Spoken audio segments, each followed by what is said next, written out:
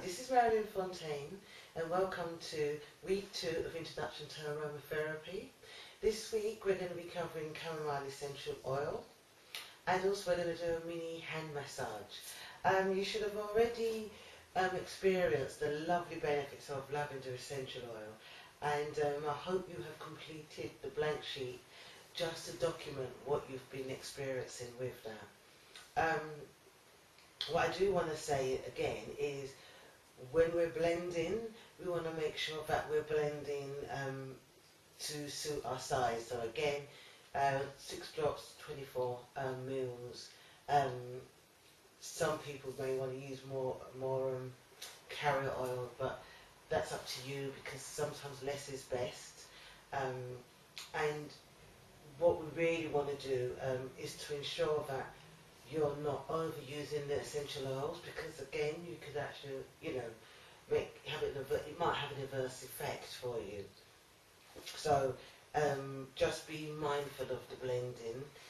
So chamomile essential oil, absolutely a beautiful oil. Last year I went off chamomile. Normally I really like it because I find it very calming. But for some reason, it wasn't I didn't like the smell. And they always say in aromatherapy that the smell is something that is really important. Otherwise, you won't enjoy your massage or your treatment. I sometimes feel is that when you do not like something, sometimes it's what you actually need. That's for me. But again, if I'm working with a client, it's not for me to push an oil on them, but for myself, I would normally think, okay, what's going on? And it's really interesting. I had some issues with expressing my personal power in a specific work situation, and that was probably knocking at my solar plexus. So we're going into chakras, and probably why this oil, I didn't really like it, because it's probably what I needed to reinforce my power. And when I got back in touch with my power and this contract ended, I was able to enjoy chamomile.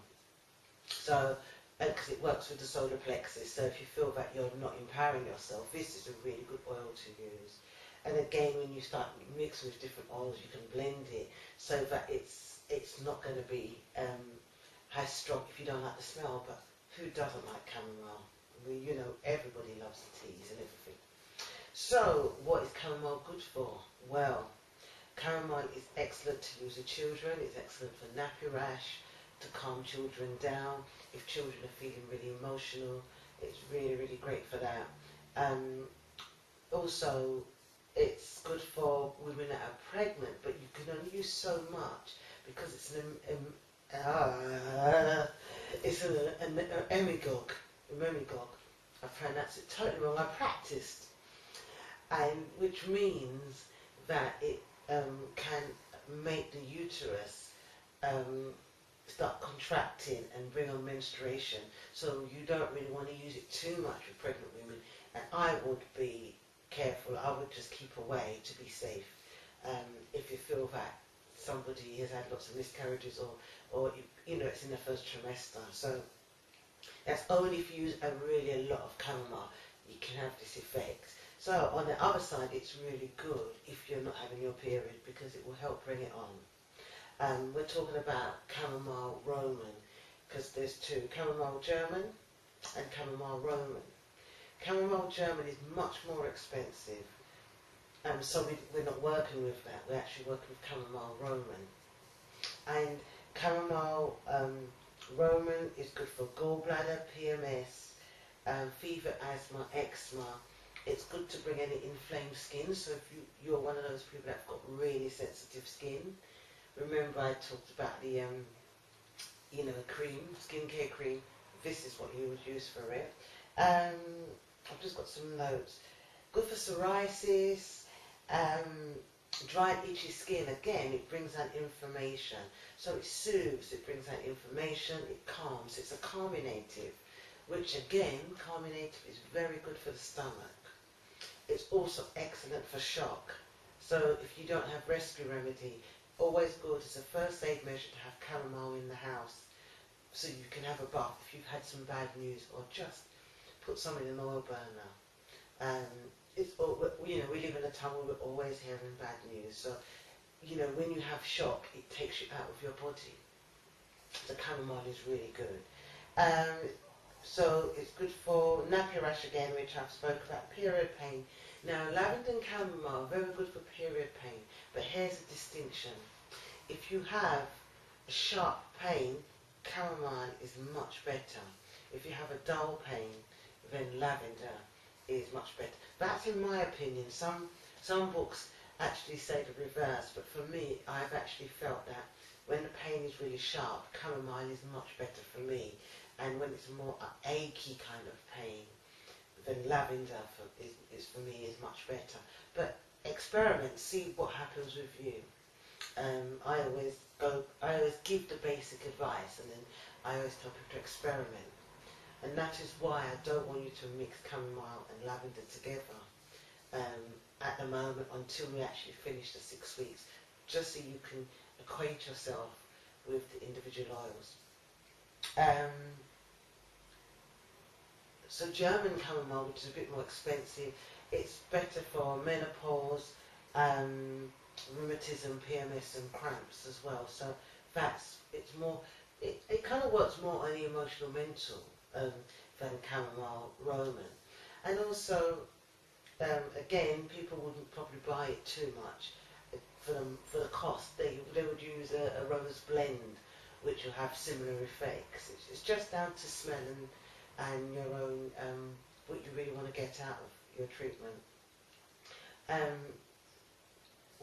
Something else I wanted to say, which has actually escaped my mind, and we'll come back at it. Oh yeah, chamomile Roman has got azulin, which azulin they put in your hair removal waxes. And azulin is the blue colour, and what it does, it's an anti-inflammatory agent. Now, I'm going to get a bit scientific. The beauty of this in chamomile is that azulin is only released during a distillation process.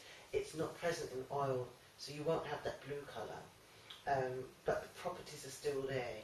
And this is why when we covered in a PDF about the distillation process, you're actually working with molecules as opposed to something really physical. And within those molecules are the essence and the properties. So it's working on all levels. Such is the beauty of aromatherapy.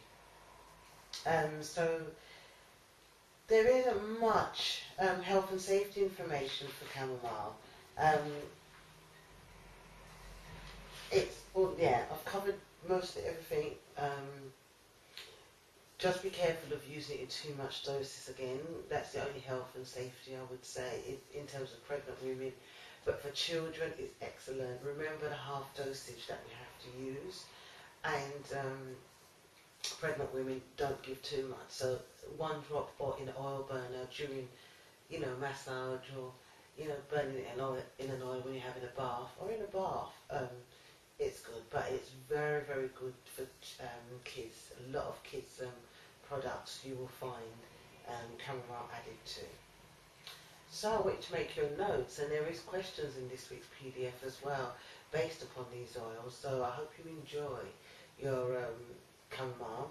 And what I'm going to do, we're going to do a massage, and I'm also going to talk about the macerated oils. Remember, in the PDF it has a pack, it has instructions basically about how to make a macerated oil. You can use, you can buy infused oils already, but I thought this would be extra fun.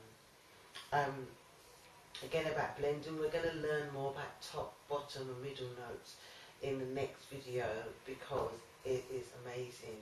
What I will say is, if you can watch the film Perfume, it's not what happens in aromatherapy all the time, but it's quite interesting where you get to see the different types of processes that makes the oils and how the people that make perfumes, the delicate, intricate process that is, that happens when you make an essential oil.